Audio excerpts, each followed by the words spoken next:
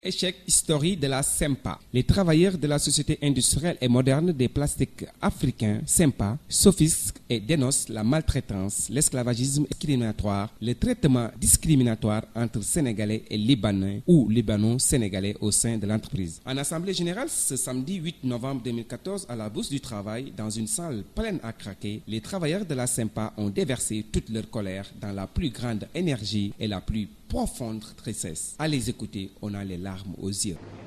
Opérateur d'écoute à la SEMPA département flexographie mooy département boo xam ne ñëpp di coow ñu ne département tubaab lañ parce que ñun la ñu teg ñoo xam ne les privilégiés de la SEMPA te kaay leen ma wax leen les privilégiés de la SEMPA yi ñu wax ñoo gën a sonn tey ñëpp sonn na ñaar benn affaire bu ndaw laa bëgg a souligner man bi ma ñëwee SEMPA boo nekkee ci biir li ñu lay gëmloo boo duggee ci biir c'est le contraire que tu vois.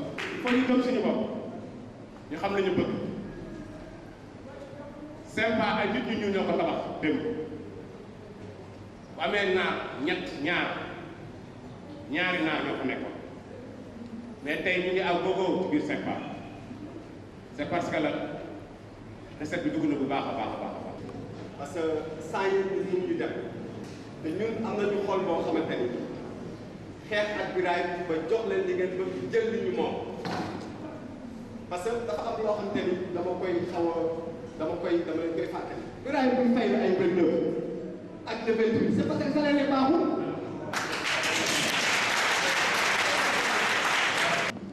mën nga comprendre ouvrier bu gëm boppam bëgg liggéeyal SEMPA bëgg suutural boppam suutural njabootam da koy jaral mu dox ndax ñàkk transport lépp horaire SEMPA lépp horaire sa salaire day defee bi sa horaire moo tax duñ la parole nit ku ñuy tàgg 75 000 salaire am di ko viré 12 500 mu war a fay location mu war a fay dundal njabootam kooku bu sàccee yaa ko sàcc loo. ñun li ñu toroxal mooy suñu salaire amuñu salaire dañ wax dëgg bi amul lu ñuy nëbb suñu salaire dañ ko wax ñun salaire bu 67 500 la ñu am plus prime de transport 16 500 muy 84 000 loolu mooy suñu salaire. À l'espace de 2 décennies, la Société industrielle moderne des plastiques africains, SEMPA, a décuplé son chiffre d'affaires, un hommage au goût du risque. C'est un grand pari qu'Ibrahima Awali, propriétaire, avait fait en rachetant la SEMPA en 1991. Mais il a oublié celui du dialogue social et celui du bien-être avec les personnes qui lui ont permis d'avoir ce succès historique que parlent les journaux ou lui-même sur les plateaux télé, d'après tous les intervenants à cette assemblée générale. am na ñoo xam ne dina seen président suñu paree après man dinaa leen woon presque après dinaa amoon président yoo xam ne du fi nekk xamal ne loolu c'est anormal man mënuma comprendre nit dagg la ba dagg la sa prime transport booy liggéeyee sa prime transport su ma dagg après looy liggéey yow loo ñëwee SEMPA loo xëyee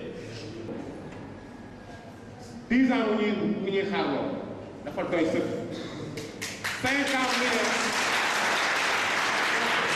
dafa daal 5 ans ñu ngi toog di xaar l'année sociale 5 ans depuis 2010 ba 2000 ñu ngi dem 2015 léegi 5 ans ñuy xaar année sociale boo demee bay sax activité dañuy ci sa biir kër di yalwaat man je comprends pas loolu mënu doon.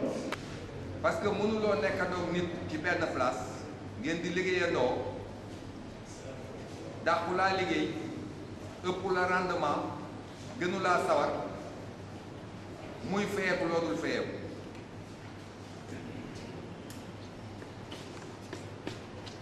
beneen discrimination bi nga xam ne mooy bi gën a bon mooy discrimination entre les Sénégalais de race noire et les Sénégalais de race blanche. Je pèse bien mes mots.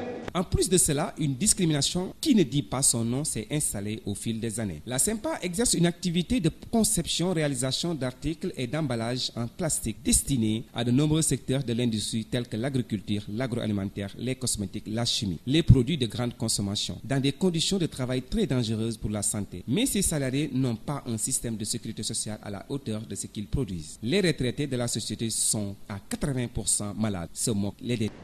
bàyyi fi nekkoon bu ñu laajtee renseignement defe naa au plus tard que 2 jours rek ñaar dem nañ hôpital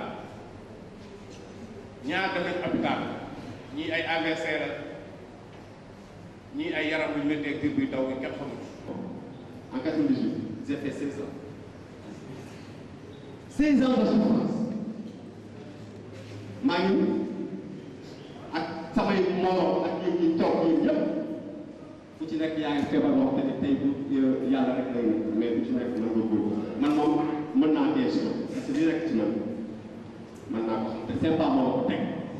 Monsieur Ibrahima Awali parle souvent d'une stratégie qui consiste donc à proposer à ses clients une offre d'emballage la mieux adaptée pour rassurer les barrières nécessaires à la bonne conservation des produits, sauf qu'il oublie que ses premiers clients, ce sont ses employés. Pourtant, Sempa a gagné la plupart des contrats des entreprises étrangères, Nestlé, Barry Callebaut, Lacroix, Colgate. Mais en plus, il accompagne l'essor de nouvelles industries sénégalaises comme Patisen, leader des bouillons en cube et des pâtes à tartiner. Mais le modèle est simple, mettre la pression sur ses employés, utiliser beaucoup de journaliers, travailler les week-ends, payer moins. L'entreprise compte plus de journaliers que de permanents. 350 permanents et 450 journaliers et produit 1300 tonnes d'emballage par mois. En 2008, elle a multiplié par 2,5 ses capacités de production et s'est mis à exporter en Côte d'Ivoire, Angola, Gabon, RDC Congo, Cameroun. Prochainement, il pourrait même signer un contrat avec une entreprise espagnole et faire aussi un premier pas en Europe. De 2,4 milliards de francs CFA en 2011, le chiffre d'affaires est passé à 25 milliards en 2012 et pourrait atteindre 30 milliards en 2015. Mais aucun changement pour les travailleurs. Ces employés qui souffrent depuis plus de 15 ans pour certains d'entre eux veulent cette fois-ci aller jusqu'au bout avec l'aide CNTS, Syndicat National des Travailleurs du Sénégal, par la voix de son secrétaire général, Cheikh Gueye. Et c'est puisqu'ils sont militants de notre organisation syndicale. Et je suis le secrétaire général du syndicat, c'est normal à ce qu'on soit à leur côté. Puisque la cause qu'il défend est très juste. Il ne demande pas autre chose que le respect et l'application de la loi et au règlement de ce pays. Bon, 15 ans, c'est beaucoup, c'est minime. S'il s'agit de dialoguer et faire un franc dialogue, il faut être deux. Pour dialoguer, il faut être deux. Une seule personne ne peut pas dialoguer. Alors, et la direction de Sempa est totalement absente dans ce dialogue, malgré qu'il est signataire du pacte social par l'intermise du syndicat de Mandroukama. Alors, voilà pourquoi nous sommes à côté des travailleurs. Et notre raison d'être, c'est d'être à côté des travailleurs, puisque nous sommes travailleurs avant d'être responsables. Vous savez que l'inspection du travail a comme mission principale contrôler, conseiller, concilier. C'est la mission principale de l'inspection du travail. Si une entreprise existe depuis plus de 40 ans, je dis bien, vous parlez 20 ans, moi je parle de 40 ans, dans ce pays, c'est puisqu'on a commencé à voir cette situation depuis que l'entreprise est dirigée par le nommé Ibrahima Awali. Mais quand l'entreprise était entre les mains du groupe Santenac, la situation n'était pas comme ça. Voilà pourquoi. Et pourquoi l'inspection est là? Et l'inspection observe depuis cette date, l'entreprise n'applique pas la loi. Ça, je crois qu'il vaut mieux poser la question à l'inspecteur du travail. Mais nous avons dénoncé une situation qui existe, que nous avons les preuves de tout ce que nous avançons. Réclamer nos droits et décider à l'obtenir dans le cadre de la loi et au règlement. Nous allons saisir qui de droit? Et au premier chef, le gouvernement, le ministre du Travail. S'il ne nous répond pas positivement, mais le chemin est très clair, hein? On respectera la loi, mais on continuera à réclamer nos droits et on obtiendra nos droits. Sont prêts à se donner corps et âme pour l'amélioration de leurs conditions de travail et au respect du droit du travail qui est bâillonné par la société. Si la responsabilité sociale des entreprises, c'est la contribution des entreprises aux enjeux du développement durable, comme se précipite de le mentionner toutes les entreprises dans leur paparazzi, elles doivent aussi prendre en compte les impacts sociaux et environnementaux de leurs activités pour adopter les meilleures pratiques possibles envers leurs salariés et contribuer ainsi à l'amélioration de leurs conditions sociales. Sinon, la responsabilité sociale ne serait qu'une conception hypocrite et vide.